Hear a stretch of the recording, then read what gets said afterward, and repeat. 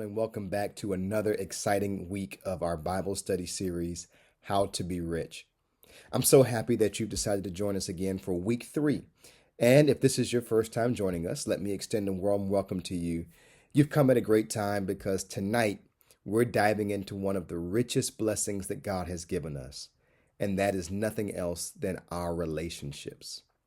Now, for those of you that have been with us from the start, you know that we've been laying a foundation for this series that has started in our very first week, where we talked about the power of being content and having thanksgiving. How the idea that true wealth begins when we shift our focus from what we lack to what God has already provided. Then last week, in week 2, we took another step forward by exploring what it means to be rich in wisdom, right? We talked about how wisdom is more valuable than silver or gold. And we talked about how wisdom really guides us through life's complexities and helps us to steward all the things that God has entrusted to us. But this week, we're going to continue our journey by focusing on something that's equally, if not more important, and that is our relationships. You see, being rich isn't about having material wealth or even wisdom. It's about the people that God has placed in our lives, our families, our friends, our church community.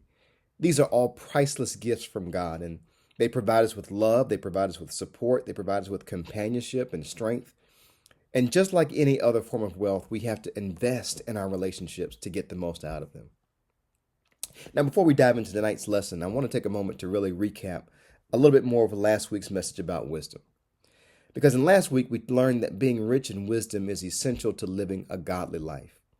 We discovered that wisdom is the compass that guides us. It teaches us how to navigate difficult decisions, how to avoid pitfalls, and how to live a life that honors God. And then Proverbs 3 and 13 through 14 reminded us that wisdom is more profitable than silver and yields better returns than gold. We talked about how wisdom protects us from poor decisions, and it brings us peace, and it grants us favor with others. But perhaps the most encouraging takeaway from last week's lesson was the reminder that God gives wisdom generously to anyone who asks.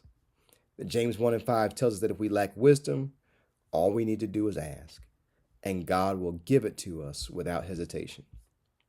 Now, as we reflect on that, I hope you've taken some time this past week or 2 weeks to ask God for wisdom in your daily life.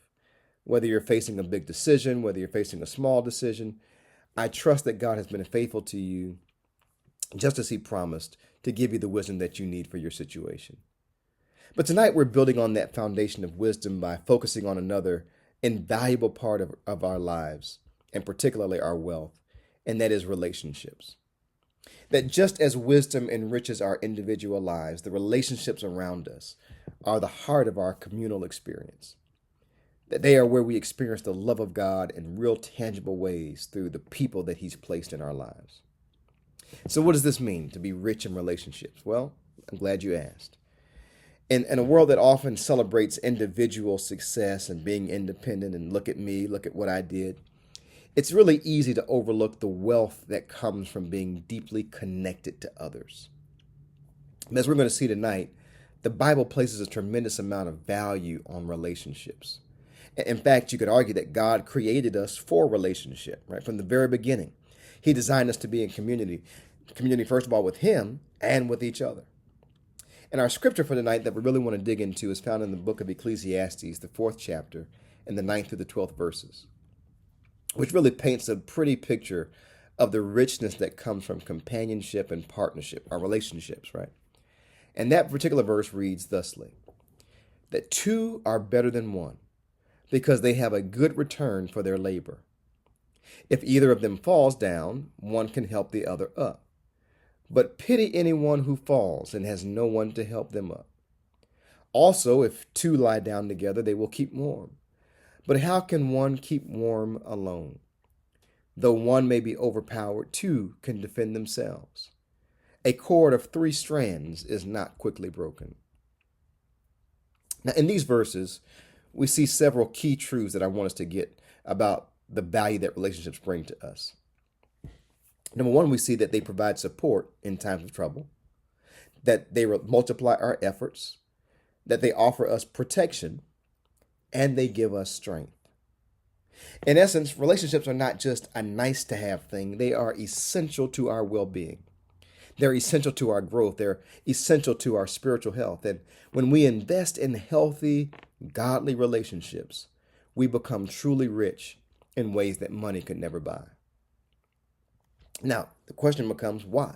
Why are relationships so vital? Well, let's look at that. Why does God place such a high value on relationships, and why should we? Well, if we go all the way back to the very first book of the Bible in Genesis, when God created Adam and Eve, God said, "It is not good for man to be alone." And thus he created woman. Now, this simple statement reveals a truth about human nature, that we are designed at our core for connection, that loneliness is not a part of God's design, that even in the perfection of the Garden of Eden, where Adam had all the material resources he could ever need, God saw that all the material things were not enough and that Adam should not be alone. So he created Eve to be his companion, illustrating for us in very vivid fashion the richness that comes from being in relationship with someone else. Now, Ecclesiastes 4 takes this idea a step further by highlighting the practical benefits of relationships. And you can see that here. In verse number 10 of Ecclesiastes chapter 4, it says that if either of them falls down, one can help the other up. But pity anyone who falls and has no one to help them up. This is one of the most fundamental blessings of relationships. That when life knocks us down, and it will, we don't have to face it alone. That we have friends and family and loved ones who are there to help pick us up, to offer us comfort, to give us advice, to remind us that we're not in this struggle by ourselves. Think about that for yourself. Think about a time in your life when you were going through a difficult season. Maybe it was some kind of loss. Maybe it was a financial hardship. Maybe it was a health issue. There were people in your life that probably helped you to get through it, who sat with you, who prayed with you, who offered advice and guidance, who gave you a word of encouragement. Those people were God's provision for you in that season. And relationships are one of the primary ways that God meets our needs. God places people in our lives who can lift us up when we fall, who can encourage us when we're weary, who can remind us of his faithfulness when we feel like giving up. But not only does it do that, it also multiplies our efforts. Relationships multiply our efforts. In verse 9, it says that two are better than one because they have a good return for their labor. In other words, when we work together, we can accomplish more than we could on our own. And this principle really applies to every area of your life, whether it's in your family, whether it's on your job, whether it's in your church. When we partner with others, our efforts are multiplied. What would a difficult task be for one person also all of a sudden becomes more manageable when we share the load together. You can think about that in many areas of your life, whether it was at church or somewhere else, that there were tasks that you're working on, even maybe right now, and you could find that it was beneficial to have some help from somebody else. And when you have that God-designed relationship, it allows you to be more fruitful, not just emotionally, but practically. That when we work together, we can achieve more than we could ever achieve alone. But then thirdly, relationships offer us protection and strength. Verse 12 says that though one may be overpowered, two can defend themselves. A cord of 3 strands is not quickly broken.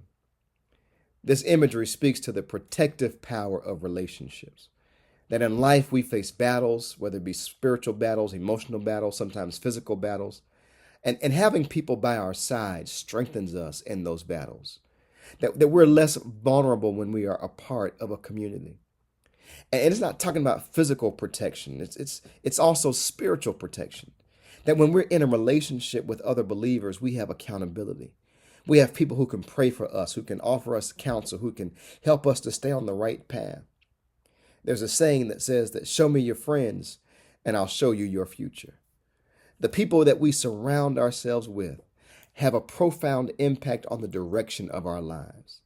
That when we build relationships with godly people, when we are building a network of protection that can shield us from temptation and discouragement and defeat, we are building a future that will be in God's will. Think about the story of David and Jonathan in the Bible. Their friendship is one of the most beautiful examples of loyalty and support and even protection.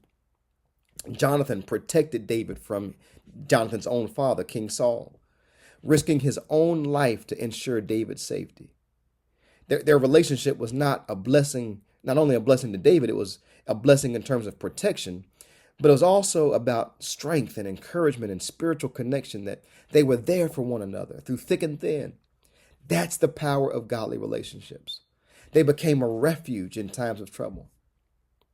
Now, the question becomes, not only we've explored why it's important, but how do we really maximize relationships? How do we invest in our relationships in a way that makes our lives better and the lives of those around us better? Well, I'm glad you asked. I think there's three really practical ways that we can live rich in our relationships. Number one, we need to be intentional about building those relationships. That it doesn't just happen by accident. But true, godly, fruitful relationships require intentionality. In our busy lives, it's easy to neglect the people around us. We get busy doing our own thing. We get busy with our own lane, and we don't invest in building strong relationships, strong friendships. That we must make an effort to build and nurture those relationships. That means prioritizing time with your family, yes, but also reaching out to friends, engaging with the community, engaging with your church members. Don't wait for others to come to you, but take the first step and reach out. Send a text message, make a phone call, invite somebody over for coffee. Small gestures can make a big difference. When you invest in the relationship, it lets others know that you're serious, and it lets you know where they stand in their relationship as well. One of the most powerful ways to invest in your relationship is simply through presence. That when you're with people, being fully present when you're with them, putting away distractions, listening attentively, showing them that you care. Because people feel valued when you give them your full attention, and that strengthens the bonds. But again, it does not happen by accident. It requires intentionality. There's a saying that to get a friend, you ought to be a friend. And when you invest in those relationships around you, you find that it pays off and pays dividends like no other. But then secondly, we ought to serve others with love.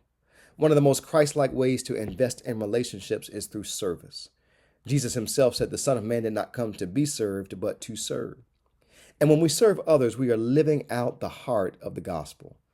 Serving can take many forms. It could be helping a friend move. It could be providing a meal for someone in need. It could be listening to them as they tell you about their struggles. It could be praying for somebody who's struggling. Whatever it looks like, serving others is one of the best ways to enrich your relationships and reflect God's love. But then thirdly, we ought to practice forgiveness and grace. The reality is that relationships are between people, and people are inherently imperfect. And because they're imperfect, no relationship is perfect. And sooner or later, in any relationship, whether it's be familial, whether it be a spouse, whether it be on your job, you're going to encounter conflict. You're going to encounter hurt feelings. But if you want to live rich in relationships, you must learn to practice forgiveness and how to extend grace. Colossians 3:13 reminds us that we ought to bear with each other and forgive one another. If any of you has a grievance against someone, forgive as the Lord forgave you. Holding on to grudges or letting bitterness take root will destroy your relationship, and it will destroy you. But when we forgive and when we show grace, we reflect the very heart of Jesus Christ, and we allow our relationships to heal and to grow stronger and deeper and last longer. That's how you invest in relationships. So, beloved, as we close tonight's lesson, I want to challenge you to take a step back, to evaluate your relationships, to take back and to appreciate your relationships. Don't take them for granted, but be intentional about them. Invest in them in the way that God has called you to. Be intentional in how you love and how you forgive and how you interact and how you serve and how you show grace and mercy. This week, I want to encourage you to reach out to someone, whether it be a family member, a long-lost friend, even someone in your church, and invest in that relationship in a meaningful way. Whether it's through an encouraging word, whether it's through an act of service, or simply spending time together. Take a step towards being rich in relationships and watch how it pays off. Because I declare that one of the ways that we are most rich, One of the ways that God has given us the best blessing he could give us is by allowing us to have people around us who love us, who care for us, who support us, who are there for us, and we for them. We ought to be rich, not simply in material things, but in the relationships God has blessed us with. God looked at Adam and said, "You got all this stuff, but that's not going to make you well.